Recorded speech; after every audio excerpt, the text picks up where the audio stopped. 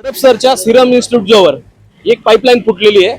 शहरामध्ये पाण्याची अवस्था इतकी बिकट आहे, प्यायला पाणी नाही, शेतीला पाणी नाही, इतकी भयानक परिस्थिती असताना या ठिकाणी ही जी पाईपलाईन फुटलेली आहे 16 इंची पाईपलाईन आहे। या पाईपलाईनचा प्रेशर इतका गंभीर होता। या ठिकाणचे एक सामाजिक कार्यकर्ते नक्की या ठिकाणी जेव्हा लाईन फुटली तेव्हा काय परिस्थिती होती? ज्यावेळेस इथे लाईन फुटली, मी समक्ष या लाईन फुटल्याचा समक्ष होतो। लाईन प्रेशर कमी कमी ह्या आपल्या ह्या झाडाच्या वरती लाईन पूर्ण प्रेशर होता। अक्षरशः त्यातून दगडी धोंडे एवढे उडत होते, लोकांच्या गाड्यावर लोकांच्या अंगावर दगड जात होते। लोकांना ट्रॅफिक सोडण्यापासून तिथं आल्यापासून मी इथं अर्धा झालो थांबलेलो आहे।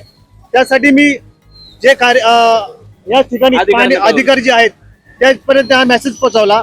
दिप्ते साहेब त्यांना लगेच कळवलं, साहेब हा पाणी प्रेशर बंद करा। आणि दिप्ते साहेबांना त्यांनी कळवलं। दिप्ते साहेबांना कळवल्यानंतर त्यांनी पुणे महानगरची टीम इथं पाठवली। साहेब नक्की काय परिस्थिती आहे? किती इंची लाईन होती?